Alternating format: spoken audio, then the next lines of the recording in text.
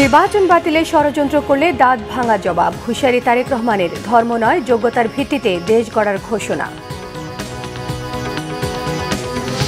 চাঁদাবাজ মামলাবাজে আতঙ্কিত মানুষ, বলেছেন ডাক্তার শফিক। কেন্দ্র দখলের প্রস্তুতি নিচ্ছে একটি দল, অভিযোগ হাসনাত আব্দুল্লাহর। মুন্সিগঞ্জে বিএনপি এবং স্বতন্ত্র সমর্থকদের সংঘর্ষ, দুজন গুলিবিদ্ধ। ঢাকার 14 এবং 18 এলাকা বেশ ঝুঁকিপূর্ণ, জানিয়েছে সেনাবাহিনী। দেখছিলেন ক্রাউন সিমেন্ট সংবাদ শিরোনাম। এবারে পুরো সংবাদ। 12 ফেব্রুয়ারি নির্বাচন বাতিলে ষড়যন্ত্র করলে দাঁত ভাঙা জবাব দেওয়া হবে, হুঁশিয়ারি করেছেন বিএনপির চেয়ারম্যান তারেক রহমান। শনিবার দুপুরে নীলফামারীতে নির্বাচনী জনসভায় তিনি এই হুঁশিয়ারি দেন। বিএনপি ক্ষমতায় এলে যত দ্রুত সম্ভব তিস্তা ব্যারেজ মহাপরিকল্পনার কাজ শুরু করবে বলেও প্রতিশ্রুতি দিয়েছেন বিএনপির চেয়ারম্যান। এছাড়া নীলফামারীর মানুষের দাবি বাস্তবায়ন করে সেখানে পর্যায়ক্রমে একটি মেডিকেল কলেজ প্রতিষ্ঠার আশ্বাসও দিয়েছেন তিনি। পরে বিকেলে দিনাজপুরের বিরামপুর সরকারি কলেজ মাঠে জনসভায় যোগ দেন বিএনপি চেয়ারম্যান। বলেন, বিএনপি সকল ধর্ম এবং মতের মানুষকে সঙ্গে নিয়ে ঐক্যবদ্ধ বাংলাদেশ গড়তে চায়। দেশ ও জনগণের অধিকার প্রতিষ্ঠার বিরুদ্ধে ষড়যন্ত্রকারীদের দিকে সজাগ থাকতে সবাইকে আহ্বান জানিয়েছেন বিএনপির চেয়ারম্যান। নিরাপদ দেশ গড়তে এবং বিএনপির পরিকল্পনা বাস্তবায়নে ধানের শীষে ভোট চান তারেক রহমান। একটি দলকে আমরা খেয়াল করছি, আমাদের সমাজের বিভিন্ন মানুষকে গিয়ে তারা ভয় দেখাচ্ছে। আজকে আমি দ্ব্যর্থহীন কণ্ঠে পরিষ্কার ভাবে বলে দিতে চাই, বাংলাদেশের কোন ভোটারকে যারা ভয় দেখাবে, যারা তাদেরকে বিভ্রান্ত করার চেষ্টা করবে, ইনশাআল্লাহ কারো সাথে যদি অন্যায় হয়ে থাকে আমরা সেই ব্যবস্থা গ্রহণ করব, অন্যায়কারীর বিরুদ্ধে আইনগত ব্যবস্থা গ্রহণ করব। আগামী দিনের রাজনীতি হবে দেশ পুনর্গঠনের রাজনীতি, আগামী দিনের রাজনীতি হবে রাষ্ট্র গঠনের রাজনীতি। আমরা মুসলমান হই, আমরা হিন্দু হই, আমরা বৌদ্ধ হই, আমরা খ্রিস্টান হই, আমরা সকলকে সাথে নিয়ে আমাদের দেশ গঠন করতে চাই। এর আগে ঠাকুরগাঁওয়ের সমাবেশে তারেক রহমান জানিয়েছেন, আগামীর বাংলাদেশে ধর্মের ভিত্তিতে নয় যোগ্যতার মধ্য দিয়ে মূল্যায়ন করা হবে। জনগণের সকল ক্ষমতার উৎস উল্লেখ করে তিনি বলেছেন, তাই তাদের সামনে দাঁড়িয়েছেন তিনি। জনগণের সমর্থন, ভালোবাসা নিয়ে দেশকে পুনর্গঠন করতে চান। ঠাকুরগাঁও প্রতিনিধি খোদা বক্স ডাব্লুকে সঙ্গে নিয়ে আহমেদ সরওয়ারের রিপোর্ট। ক্যামেরায় ছিলেন এনামুল হাবিব রুবেল। তারেক রহমানের আগমনকে কেন্দ্র করে সকাল থেকেই ঠাকুরগাঁও ও এর আশপাশের এলাকার নেতাকর্মী এবং সাধারণ মানুষের আগমনে সভাস্থল পরিপূর্ণ হয়ে ওঠে। 22 বছরেরও বেশি সময় পর তারেক রহমান যখন ঠাকুরগাঁও জেলা স্কুল বড় মাঠের সভাস্থলে এসে হাজির হন, তখন উচ্ছ্বসিত হয়ে ওঠেন দলের নেতাকর্মী সহ জনসভায় উপস্থিত মানুষ। হাজার হাজার নেতাকর্মী তুমুল করতালি দিয়ে তাদের নেতাকে অভিবাদন জানায়। তারেক রহমান হাত নেড়ে তাদের অভিবাদনের জবাব দেন। তারেক রহমান তার বক্তব্যের শুরুতেই 24-এর গণ আন্দোলনের শহীদ এবং আহতদের অবদান স্মরণ করে বলেন, যে প্রত্যাশাকে সামনে রেখে তারা আত্মদান করেছেন, আহত হয়েছেন, পঙ্গুত্ব বরণ করেছেন, তা পূরণ করা সকলের দায়িত্ব। তাদের প্রতি শ্রদ্ধা জানিয়ে নতুন বাংলাদেশ গঠনে সবাইকে একযোগে কাজ করার আহ্বান জানান তিনি। যারা জীবন দিয়েছে, যারা বিভিন্ন অত্যাচারিত নির্যাতিত হয়েছে, তাদের সেই মূল্যায়নকে কখনো বৃথা দিতে দেওয়া যায় না। এবং এইবারকার নির্বাচন শুধু দেশের জনপ্রতিনিধি নির্বাচিত করার নির্বাচন নয়, এবারকার নির্বাচন হবে আমাদের দেশকে পুনর্গঠন করার নির্বাচন। তারেক রহমান ধানের শীষে ভোট চেয়ে আগামীর বাংলাদেশ গঠনে বিএনপির পরিকল্পনা তুলে ধরেন।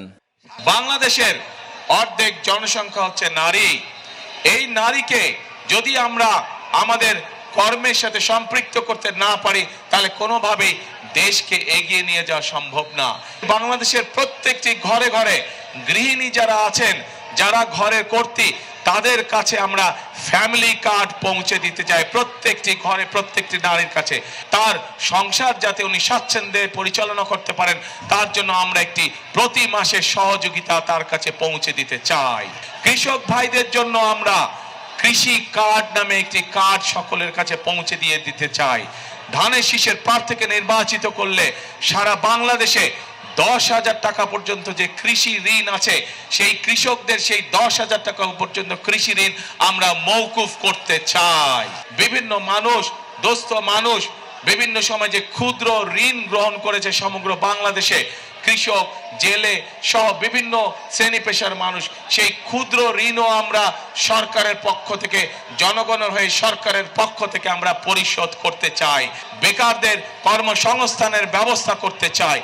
আমরা হেলথ কেয়ারার নিযুক্ত করব, যাদের দায়িত্ব হবে গ্রামে গ্রামে গিয়ে মা বোনদের এবং শিশুদেরকে ঘরে বসে চিকিৎসা সুবিধা প্রদান করা। তারেক রহমান বলেন, নির্বাচনী জনসভায় এক দল আরেক দলের বিপক্ষে কথা বলে, তাতে জনগণের লাভ হয় না। জনগণ জানতে চায় তাদের জন্য কি করা হবে, তাই পরিকল্পনা তুলে ধরেছে বিএনপি। এই নির্বাচনী জনসভায় সাধারণত আমরা কি দেখেছি? নির্বাচনী জনসভায় আমরা দেখি যে সাধারণত এক দল আরেক দলের বিপক্ষে কথা বলে থাকে। কিন্তু আজ যদি আমি অন্য কোনো দলের বিপক্ষে কথা বলে থাকি, তাহলে জনগণের কি তাতে কোনো লাভ হবে? জনগণের লাভ হবে না। জনগণের জানতে চায় যে জনগণ যে আমাদেরকে ভোট দিবে, আমরা জনগণের জন্য কি করব, এলাকার জন্য কি করব, এলাকার মানুষের জন্য আমরা কি করব। সেই জন্যই আজকে আপনাদের সামনে আমরা আমাদের দলের যে পরিকল্পনা, সেই পরিকল্পনাগুলো আমরা আপনাদের সামনে তুলে ধরেছি। তারেক রহমান জনসভায় সংসদীয় আসনের প্রার্থীদের পরিচয় করিয়ে দেন। সবশেষ 2003 সালের ডিসেম্বরে শীতবস্ত্র বিতরণ করতে ঠাকুরগাঁও এসেছিলেন তারেক রহমান। ঠাকুরগাঁ, নীলফামারী ও দিনাজপুরের সমাবেশের মধ্য দিয়ে তারেক রহমান শেষ করছেন বিএনপি চেয়ারম্যান হিসেবে ঢাকার বাইরে তার নির্বাচনী প্রচার। বিভিন্ন জেলা সফরের মধ্য দিয়ে জনসাধারণ এবং বিএনপি নেতাকর্মীর মাঝে যে জাগরণ তৈরি হয়েছে, তার ফলাফল পাওয়া যাবে 12 ফেব্রুয়ারির নির্বাচনে। আহমেদ সরওয়ার, বাংলা ভিশন, ঠাকুরগাঁও। এখনও দেশে চাঁদাবাজ, মামলাবাজদের ভয়ে সাধারণ নিরীহ মানুষ আতঙ্কিত বলে মন্তব্য করেছেন জামায়াত ইসলামের আমির ডক্টর শফিকুর রহমান। বলেন, দুর্নীতি সমাজে ছেয়ে গেছে। সকালে হবিগঞ্জ সরকারি উচ্চ বিদ্যালয়ে জামায়াতের নির্বাচনী জনসভায় তিনি এসব কথা বলেন। তিনি বলেন, তারা সরকার গঠন করতে পারলে নির্বাচিত জনপ্রতিনিধি এবং তাদের পরিবারের সকল সদস্যদের আয় ব্যয়ের হিসাব নেবেন। প্রচলিত বিচার ব্যবস্থার পরিবর্তন আনা হবে, যেন টাকার কাছে বিচার বিক্রি না হয়। শফিক রহমান বলেছেন, হ্যাঁ ভোট বিজয় হলে বাংলাদেশ বিজয়ী হবে, তবে না ভোট বিজয় হলে দেশে আবারও সন্ত্রাস এবং ফ্যাসিবাদ ফিরে আসবে। আগাগোড়া একবারে ছেয়ে ফেলেছে। যেই দেশের মানুষের হাতের ছোঁয়ায় দুনিয়ার বিভিন্ন দেশের কপাল কিসমত বদলে যায়, এই দেশের মানুষের কপাল বদলায় না কেন? এই না বদলানোর মূল কারণ হলো অসৎ নেতৃত্ব। এরা যখন জনগণের কাছে ভোটের জন্য আসে, তখন এক একজন পীর দরবেশ আউলিয়া হিসাবে আসে। অনেকে ধানের শীষের মিছিল নিয়ে ভোট কেন্দ্রে যাবেন, কিন্তু ভোট দেবেন দাঁড়িপাল্লা কিংবা শাপলাকলিতে। তাদের কাছে দাওয়াত পৌঁছে দিতে হবে বলেছেন জাতীয় নাগরিক পার্টির দক্ষিণাঞ্চলের মুখ্য সংগঠক হাসনাত আবদুল্লাহ। যশোরের দড়াটানা ভৈরব চত্বরে 11 দলীয় জোট আয়োজিত নির্বাচনী পথসভায় এসব কথা বলেন তিনি। বলেন, একটি দলের প্রধান মুখে হ্যাঁ ভোটের কথা বলছেন আর তার কর্মীরা নায়ের পক্ষে প্রচার চালাচ্ছেন। তারা ভোট কেন্দ্র দখলের প্রস্তুতি নিচ্ছেন, নাম সর্বস্ব পর্যবেক্ষক জোগাড় করে ভোট কারচুপি করার চেষ্টা করছেন। তাদের ষড়যন্ত্র বানচাল করতে 11 দলীয় জোটের নেতাকর্মীদের ভোট কেন্দ্র পাহারা দেওয়ার আহ্বান জানিয়েছেন হাসনাত আবদুল্লাহ। কিন্তু কর্মীরা গোপনে নায়ের পক্ষে অবস্থান নিচ্ছে। প্রিয় যশোরবাসী, আমরা মুক্তির দ্বার প্রান্তে দাঁড়িয়ে আছি। আমাদের নীরবে একটা বিপ্লব ঘটে গিয়েছে। আপনি প্রত্যেকটা মানুষের দ্বারে দ্বারে যান, প্রত্যেকটা মানুষের কাছে যান, এবং যারা অন্য প্রতীকের রাজনৈতিক কার্যক্রমে অংশগ্রহণ করছে তাদেরকেও যদি গোপনে জিজ্ঞেস করেন, তারাও বলবে আমরা নিরুপায় হয়ে এখন রাজনৈতিক কার্যক্রমে অংশগ্রহণ করছি। মুন্সিগঞ্জ সদর উপজেলায় বিএনপি এবং স্বতন্ত্র প্রার্থী সমর্থকদের মধ্যে সংঘর্ষের ঘটনা ঘটেছে। এতে গুলিবিদ্ধ হয়েছেন 2 জন। শনিবার দুপুরে উপজেলার মোল্লাকান্দি ইউনিয়নে এই ঘটনা ঘটে। প্রত্যক্ষদর্শীরা জানান, নির্বাচনী প্রচারকে কেন্দ্র করে সদর উপজেলার মোল্লাকান্দি ইউনিয়নের স্বতন্ত্র প্রার্থী মোহাম্মদ মহিউদ্দিন সমর্থকদের বাধা দেয় স্থানীয় বিএনপি নেতা উজির আলী সমর্থকরা। দুপক্ষের মধ্যে প্রথমে কথা কাটাকাটি শুরু হয়, এক পর্যায়ে তা সংঘর্ষের রূপ নেয়। পরিস্থিতি উত্তপ্ত হলে গুলি এবং ককটেল বিস্ফোরণের শব্দ শোনা যায়। এতে 2 জন আহত হন। খবর পুলিশ ঘটনাস্থলে গিয়ে পরিস্থিতি নিয়ন্ত্রণে আনে। বর্তমানে এলাকায় অতিরিক্ত পুলিশ মোতায়েন করা হয়েছে। ঢাকার 14, 16 আর 18 আসনটির 18 ভাগ ভোট কেন্দ্র ঝুঁকিপূর্ণ হিসেবে চিহ্নিত করা হয়েছে বলে জানিয়েছে বাংলাদেশ সেনাবাহিনী। সকালে রাজধানীর শহীদ সোহরাওয়ার্দী ইনডোর স্টেডিয়ামে সার্বিক নিরাপত্তা ও নির্বাচনের প্রস্তুতি সংক্রান্ত এক প্রেস ব্রিফিংয়ে তথ্য জানানো হয়। ঢাকা 14 এবং 18 আসনকে অধিক ঝুঁকিপূর্ণ হিসেবে চিহ্নিত করা হয়েছে উল্লেখ করে সেনাবাহিনী জানিয়েছে, ভোটারদের নির্বিঘ্নে ভোট কেন্দ্রে যাবার ব্যাপারে আইনশৃঙ্খলা বাহিনী সজাগ রয়েছে। সে হিসেবেই সকল ধরনের ব্যবস্থা গ্রহণ করা হয়েছে। গুরুত্বপূর্ণ স্থানগুলোতে নজরদারি বৃদ্ধি করা হয়েছে। দেশের বর্তমান আইনশৃঙ্খলা পরিস্থিতি স্থিতিশীল এবং স্বাভাবিক রয়েছে উল্লেখ করে সেনাবাহিনী জানিয়েছে, বিভিন্ন রাজনৈতিক দলের প্রার্থী এবং সাংবাদিকদের সব ধরনের নিরাপত্তা দেওয়া হবে। কেউ যদি নির্বাচনকে প্রশ্নবিদ্ধ করার চেষ্টা করে তাহলে তার বিরুদ্ধে আইনানুগ ব্যবস্থা গ্রহণ করা হবে। এখন পর্যন্ত যে হিসাব আছে 18% ভোট কেন্দ্র ঝুঁকিপূর্ণ হিসাবে চিহ্নিত হয়েছে এবং সেই অনুযায়ী আইনশৃঙ্খলা রক্ষাকারী বাহিনীকে নির্দেশনা দেওয়া হয়েছে। কনসার্ন আছে, আমরা এখন পর্যন্ত যে আসনগুলোর ব্যাপারে আমি কথা বলছি, ঢাকা 14 এবং ঢাকা 16কে আইনশৃঙ্খলা রক্ষাকারী বাহিনী এবং গোয়েন্দা সংস্থার তথ্য অনুযায়ী অধিক ঝুঁকিপূর্ণ হিসাবে চিহ্নিত করা হয়েছে। সো যেখানে অধিক ঝুঁকিপূর্ণ হিসাবে চিহ্নিত করা হয়েছে সেই হিসাবে আমাদের কার্যকরী ব্যবস্থা অলরেডি গ্রহণ করা হয়েছে এবং সেটার প্রতিফলন আপনারা গ্রাউন্ডে অবশ্যই দেখতে পাবেন। কিছু ক্ষেত্রে প্রশাসন পক্ষপাতমূলক আচরণ করছে বলে অভিযোগ করেছেন ঢাকা 6 আসনে বিএনপি মনোনীত প্রার্থী ইশরাক হোসেন। নির্বাচন কমিশনের বৈঠক শেষে তিনি মন্তব্য করেন। আগারগাঁওয়ে ইসির সিনিয়র সচিব আক্তার আহমেদের সঙ্গে বৈঠক শেষে ইশরাক হোসেন বলেন, সংঘাত নয়, শান্তিপূর্ণ নির্বাচন চায় বিএনপি। গত 4 তারিখে সূত্রাপুরের কসমোপলিটন স্কুলে অভিযান চালিয়ে পুলিশ কয়েকশো লাঠি উদ্ধার করে। প্রশ্ন রাখেন, একটি কেন্দ্রে যদি এই অবস্থা হয় তাহলে নির্বাচনের সময় কি হতে পারে? এজন্য কেন্দ্র পরিবর্তনের দাবি জানিয়েছেন ইশরাক হোসেন। সূত্রাপুর থানার ওসি নিরপেক্ষ নন বলে অভিযোগ করেছেন তিনি।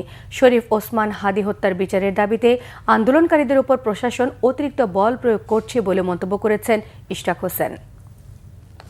বেলা কসমোপলিটন স্কুল নামে একটি প্রতিষ্ঠান, শিক্ষা প্রতিষ্ঠান, যেটা কাঠের পুলে, এবং সেটি একটি কেন্দ্র। পুলিশ সেখানে অভিযান চালিয়ে তারা 152 পিস মোটা লাঠি, যেটাকে স্টাম্প বলতে পারি আমরা, সেটি উদ্ধার করে। সেই ভবনটির মালিকানায় রয়েছে আমাদের প্রতিদ্বন্দ্বী রাজনৈতিক দল জামায়াতে ইসলামী। একটা কেন্দ্রে যদি এই অবস্থা হয় তাহলে তো সেই কেন্দ্র কিভাবে নির্বাচন আমরা করব সেটি একটি বড় প্রশ্ন রয়েছে। তো কেন্দ্র পরিবর্তন সম্পর্কে আমরা আবেদন জানিয়েছি, তবে সেটি কমিশনের যে আইন অনুযায়ী এবং সময় সবকিছু বিবেচনায় নিয়ে ওনারা কার্যকরী পদক্ষেপ নেবেন বলে আমাদেরকে আশ্বাস জানিয়েছেন। আরেকটি হলো সূত্রাপুর থানার যিনি ওসি সাহেব আছেন, তো ওনার ব্যাপারে আমাদের এটি একটা সম্মিলিত অভিযোগ এলাকাবাসী সহ আমাদের, কারণ ওনাকে জানানোর পরেও তিনি প্রবেশ করেননি এবং তিনি একটা উইন্ডো স্পেস করে দিয়েছেন। ঢাকা 6 আসনে ধানের শীষের প্রার্থী ইশরাক হোসেন বিপুল ভোটে বিজয়ী হয়ে দেশ পরিচালনায় গুরুত্বপূর্ণ ভূমিকা রাখবেন এমন প্রত্যাশা ব্যক্ত করেছেন আল্লামা আব্দুল হামিদ পীর সাহেব মধুপুর। শুক্রবার ঢাকা 6 নির্বাচনী এলাকায় আয়োজিত জনসভায় তিনি ইসলামের নামে ধোঁকাবাজির বিরুদ্ধে হুঁশিয়ারি দিয়ে নেক শাসন প্রতিষ্ঠার আহ্বান জানিয়েছেন। এ সময় ইশরাক হোসেনের মাথায় হাত রেখে দোয়া করেছেন তিনি। বিস্তারিত শুভ ইসলামের রিপোর্টে থাকছে।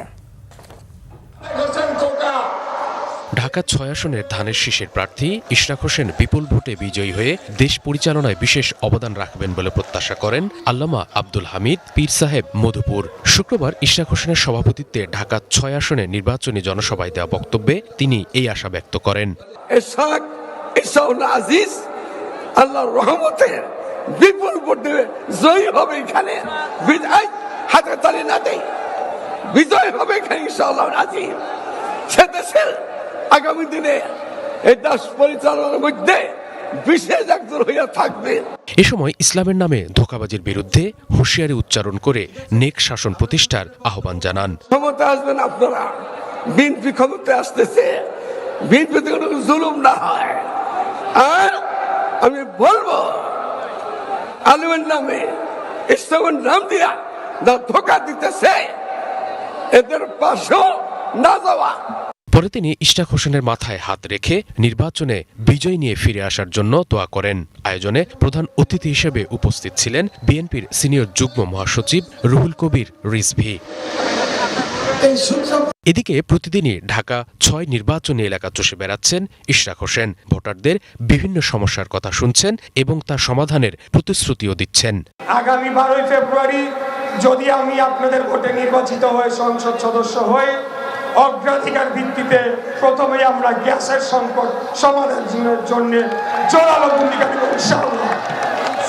এর পাশাপাশি আসন্ন বর্ষা মৌসুমের আগে আমাদের এখানে যে ড্রেনেজ ব্যবস্থা অত্যন্ত অপ্রতুল, তারপরেও যতটুকুই রয়েছে সেটিকে সচল করার জন্যে আমি কার্যকর পদক্ষেপ নেব, যাতে আগামী বর্ষা মৌসুমের আগে আমরা এগুলোকে সচল করতে পারি এবং জলাবদ্ধতা পরিস্থিতি কিছুটা হলেও নিয়ন্ত্রণ করতে পারি। ভোটের দিনের ৪৮ ঘন্টা আগে শেষ হবে ত্রয়োদশ জাতীয় সংসদ নির্বাচনের প্রচারণা। শুভ ইসলাম, বাংলাভিশন, ঢাকা। প্রচারণা শেষ ভাগে এসে পথসভা আর উঠান বৈঠকে ব্যস্ত বিভিন্ন দলের প্রার্থীরা। যাচ্ছেন ভোটারদের দ্বারে দ্বারে, দিচ্ছেন নানা প্রতিশ্রুতি। প্রতিনিধিদের পাঠানো তথ্য ছবিতে সিরাজুমনি শুভ রিপোর্ট থাকছে। গণতন্ত্রকে শক্তিশালী করতে ধানের শীষে ভোটের আহ্বান জানিয়েছেন বিএনপির স্থায়ী কমিটির সদস্য সালাউদ্দিন আহমদ। কক্সবাজারে গণসংযোগে এই আহ্বান জানান তিনি। সাভারে ঢাকা ২ আসনে বিএনপি প্রার্থী আমানুল্লাহ আমানের পক্ষে নির্বাচনী প্রচারণা চালিয়েছেন জাতীয়তাবাদী আইনজীবী কল্যাণ সমিতি ঢাকা জেলা উত্তর শাখা। টাঙ্গাইলে প্রচারণা চালিয়েছেন সুলতান সালাউদ্দিন টুকু। ফটিকছড়িতে প্রচারণা চালিয়েছেন চট্টগ্রাম ২ আসনের ধানের শীষের প্রার্থী সরওয়ার আলমগীর। একই এলাকায় গণসংযোগ করেন জামায়াত প্রার্থী নুরুল আমিনও। নরসিংদী ১ আসনে বিএনপি প্রার্থী খায়রুল কবির খোকনের সমর্থনে মিছিল করেছে ইউনিয়ন শ্রমিক দল। নেতৃত্ব দেন জেলা শ্রমিক দলের সভাপতি রবিউল ইসলাম। আশুলিয়ায় ঢাকা ১৯ আসনের বিএনপি প্রার্থী ডাক্তার দেওয়ান মোহাম্মদ সালাউদ্দিন বাবুর সমর্থনে নির্বাচনী পথসভা হয়েছে। শরীয়তপুর ২ আসনে বিএনপি প্রার্থী শফিকুর রহমানের কিরণের সমর্থনে উঠান বৈঠক হয়েছে। খাগড়াছড়ি আসনে বিএনপি প্রার্থী ওয়াদুদ ভূঁইয়া প্রচারণা চালিয়েছেন। দীঘিনালায় একাধিক পাহাড়ি বাঙালি সমাবেশে যোগ দেন তিনি। রংপুর ৩ আসনে বিএনপি প্রার্থী শামসুজ্জামান সামুর পক্ষে প্রচারণা চালিয়েছেন বিএনপির স্পেন শাখার নেতাকর্মীরা। মুলাটোল ও কাচারিবাজার এলাকায় হয় গণসংযোগ। মাঠে ছিলেন রংপুর ৪ আসনের প্রার্থী এমদাদুল হক ভরসাও। কিশোরগঞ্জ ৬ ভৈরব কুলিয়ারচর আসনে প্রচারণা চালিয়েছেন বিএনপি প্রার্থী মোহাম্মদ শরীফুল আলম। উঠান বৈঠক করেন উপজেলার শিবপুর ইউনিয়নে। সিলেট ৩ আসনে ধানের শীষের প্রার্থী মোহাম্মদ আব্দুল মালিকের সমর্থনে মোগলাবাজার ইউনিয়নের ৮ নম্বর ওয়ার্ডে হয়েছে উঠান বৈঠক। গাইবান্ধা ৪ আসনে জামায়াত ইসলামীর প্রার্থী ডাক্তার আব্দুর রহিম সরকারের নির্বাচনী জনসভা হয়েছে। ঝিনাইদহ ৩ আসনে জামায়াতের প্রার্থী মতিয়ার রহমানের সমর্থনে হয়েছে নারী সমাবেশ। জয়পুরহাট ১ আসনে মিছিল হয়েছে বিএনপি প্রার্থী মাসুদ রানা প্রধানের সমর্থনে। সিরাজুমনি শুভ, বাংলাভিশন, নিউজ ডেস্ক। রবিবার থেকে আবারও চট্টগ্রাম বন্দরে অনির্দিষ্টকালের ধর্মঘট ডেকেছে আন্দোলনকারীরা। এবার বন্দরের বহির্নোঙরেও কাজ বন্ধের ঘোষণা দিয়েছেন তারা। আরব আমিরাত ভিত্তিক কোম্পানি ডিপি ওয়ার্ল্ডের কাছে নিউমেরিং কন্টেনার টার্মিনাল ইজারা দেওয়ার সিদ্ধান্তের প্রতিবাদ সহ ৪ দফা দাবিতে শনিবার চট্টগ্রাম প্রেস ক্লাবে সংবাদ সম্মেলন করে বন্দর রক্ষা সংগ্রাম পরিষদ। সেখান থেকে ঘোষণা দেন নেতারা। সংবাদ সম্মেলনে বক্তব্য রাখেন বন্দর রক্ষা সংগ্রাম পরিষদের ২ সমন্বয়ক মোহাম্মদ হুমায়ুন কবির এবং মোহাম্মদ ইব্রাহিম খোকন। এতে বলা হয়েছে, এনসিটি বিদেশি প্রতিষ্ঠানকে লিজ না দেওয়ার ঘোষণা দেয়া, সাম্প্রতিক আন্দোলনে বদলি শ্রমিক নেতাদের আগের স্থানে পুনর্বহাল এবং শাস্তিমূলক ব্যবস্থা বাতিল করা, চট্টগ্রাম বন্দর চেয়ারম্যান এস এম মনিরুজ্জামানের অপসারণ না করা পর্যন্ত চলবে এই আন্দোলন। দেশে বিভিন্ন জায়গার আরও কিছু খবর নিয়ে এখন থাকছে ডেস্ক রিপোর্ট। আন্তর্জাতিক মাতৃভাষা দিবস উপলক্ষে ফ্লোবেল একাডেমির শিক্ষার্থীরা আয়োজন করেছে জেব্রা ক্রসিং কর্মসূচি। শিক্ষার্থীরা নিজেরা শিশু বান্ধব জেব্রা ক্রসিং এর নকশা নির্ধারণ ও রাস্তায় জেব্রা ক্রসিং রং করার মাধ্যমে আজ এই কর্মসূচি পালন করে। চট্টগ্রামের হাটহাজারী শিকারপুর ইউনিয়নের অক্সিজেন কুয়াইশ রোড অনন্য আবাসিক সংলগ্ন বিল্লাবাপের ঘাটা রাস্তায় এটি সম্পন্ন করা হয়। কর্মসূচিতে উৎসাহ দিতে বিদ্যালয়ের শিক্ষার্থী, শিক্ষক ও কর্মীদের সাথে উপস্থিত ছিলেন বিদ্যালয়ের সিইও সাবিন আমিন ও স্কুল প্রধান নুসরাত খান। রাজশাহীতে বিএনপি মিডিয়া সেলের উদ্যোগে ছাত্র ও তরুণদের সঙ্গে মতবিনিময় হয়েছে। দুপুরে রাজশাহী মেডিকেল কলেজ অডিটোরিয়ামে আওয়ার প্ল্যান ইউর ফিউচার শীর্ষক এই অনুষ্ঠানে জেলার বিভিন্ন শিক্ষা প্রতিষ্ঠানের শিক্ষার্থী ও তরুণ প্রতিনিধিরা অংশ নেন। অনুষ্ঠানে প্রধান আলোচক ছিলেন বিএনপি মিডিয়া সেলের আহ্বায়ক ডক্টর মওদুদ আলমগীর পাভেল। সারা দেশে নারীদের উপর হামলা, নির্যাতন ও হেনস্থার প্রতিবাদে বাগেরহাটে বিক্ষোভ মিছিল ও সমাবেশ করেছে বাংলাদেশ জামায়াতে ইসলামী মহিলা বিভাগ। সকালে শহরের স্বাধীনতা উদ্যান থেকে একটি বিক্ষোভ মিছিল বের করা হয়। পরে শহরের বিভিন্ন গুরুত্বপূর্ণ সড়ক ঘুরে বাগেরহাট প্রেস ক্লাবের সামনে গিয়ে সমাবেশ করে। সমাবেশে বক্তব্য রাখেন বাংলাদেশ জামায়াতে ইসলামী প্রার্থী বাগেরহাট ২ আসনের সংসদ সদস্য মঞ্জুরুল হক রাহাত। জয়পুরহাটে বাংলা ভাষা ইশারা দিবস উপলক্ষে শোভাযাত্রা ও আলোচনা সভা হয়েছে। জয়পুরহাট জেলা প্রশাসকের কার্যালয় থেকে র্যালিটি বের হয়ে শহরের প্রধান সড়কগুলো ঘুরে জেলা প্রশাসকের সম্মেলন কক্ষে গিয়ে আলোচনা সভা করে। পরে প্রতিবন্ধীদের মাঝে 85টি হুইল চেয়ার, টি ট্রাইসাইকেল এবং 6টি শ্রবণ যন্ত্র সহ অন্যান্য সামগ্রী বিতরণ করা হয়। উপকূলে নদী তীরবর্তী দুর্গম ঝুঁকিপূর্ণ 66টি ভোট কেন্দ্রের স্পর্শকাতর এলাকাগুলোতে বিশেষ গোয়েন্দা নজরদারি, ড্রোন নজরদারি ও টহল কার্যক্রম শুরু করেছে কোস্টগার্ড। শনিবার সকাল থেকে বাংলাদেশ কোস্টগার্ড পশ্চিম জোনের বিশেষ টহল কার্যক্রম জোরদার করা হয়। জামালপুরের মাদারগঞ্জে প্রবাসী পরিবারের জমি বেদখলের চেষ্টা ও মামলা দিয়ে হয়রানিকারী আওয়ামী লীগ ও বিএনপি নেতার শাস্তির দাবিতে মানববন্ধন করেছে এলাকাবাসী। দুপুরে মাদারগঞ্জ উপজেলার করইচুড়া ইউনিয়নের গড়পাড়া গ্রামে এই মানববন্ধন হয়। Bangla vision news desk. সংবাদ শেষ করব ক্রাউন সিমেন্ট শিরোনামগুলো আরও একবার জানিয়ে দিয়ে। নির্বাচন বাতিলে ষড়যন্ত্র করলে দাঁত ভাঙা জবাব, হুঁশিয়ারি তারেক রহমানের। ধর্ম নয়, যোগ্যতার ভিত্তিতে দেশ গড়ার ঘোষণা। চাঁদাবাজ মামলাবাজে আতঙ্কিত মানুষ, বলেছেন ডাক্তার শফিকুর রহমান। কেন্দ্র দখলের প্রস্তুতি নিচ্ছে একটি দল, অভিযোগ হাসনাতের। মুন্সিগঞ্জে বিএনপি ও স্বতন্ত্র সমর্থকদের সংঘর্ষ, 2 জন গুলিবিদ্ধ। ঢাকা 14 এবং 18 এলাকা বেশ ঝুঁকিপূর্ণ, জানিয়েছে সেনাবাহিনী। এই ছিল এখনকার মতো। পরের সংবাদ সন্ধ্যে 7:30টায়। এছাড়া বাংলা ভিশন সংবাদ ও সংবাদ সংশ্লিষ্ট অনুষ্ঠান দেখতে ভিজিট করুন www.bbnews24.com, facebook.com/banglavishnnews, সাবস্ক্রাইব করুন youtube.com/banglavishnnews। সঙ্গে থাকায় সবাইকে ধন্যবাদ।